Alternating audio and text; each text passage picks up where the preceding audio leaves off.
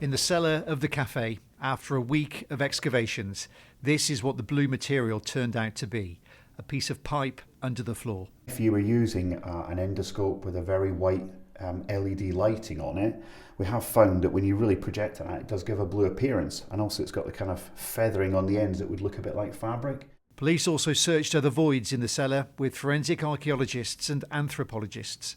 We are incredibly confident that if Mary was here, we would have found her. And having come to the end of a very long and difficult process, we're sad to say that she's not here, but we are confident that she's not here. And despite no evidence of Mary being found, police said today it was right to look.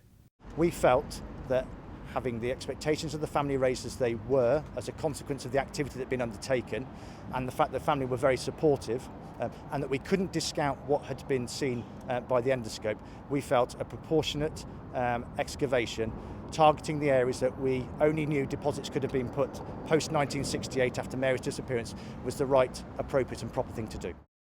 So finally, the rumours about Mary being here have come to an end, after more than 50 years of investigation and speculation.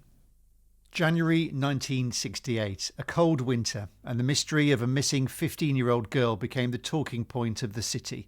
Mary Bastholm had no reason to go missing, but she disappeared from a bus stop on Bristol Road as she was waiting to travel to see her boyfriend and return his Monopoly board. The other two groups were Sergeant Davis and myself. What followed was the biggest search Gloucestershire Constabulary had carried out to date. And I want every hedgerow searched, adjoining the road. Huge areas of Gloucester were scoured. Waterways were searched. The incident room followed up many lines of inquiry. Police even found some of the Monopoly money that Mary was carrying. But the teenager had simply disappeared. If she has run away, it's a sudden impulse to do so, or apart from that, she has been enticed away. Latest.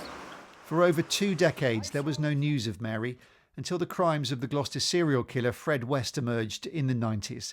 Questions started to be asked over whether he was also responsible for Mary's disappearance. But in police interviews, West always denied any involvement in Mary's disappearance, something which was revealed during the trial of his wife, Rose West. Today, Chief Superintendent John Bennett, who took part in the original Bastholm inquiry in 1968, spoke publicly for the first time of his new attempts to solve the case. He told the jury he'd asked Frederick West about Mary after the Gloucester builder had admitted kidnapping and murdering other young women, but he said in the end he could find nothing to implicate him. But rumours persisted that Fred West was responsible and that he'd buried Mary in the basement of the cafe where she worked as a waitress, known in the 60s as the Pop-In Cafe. A petition in 2012 calling on police to search the basement was rejected by the then Chief Constable.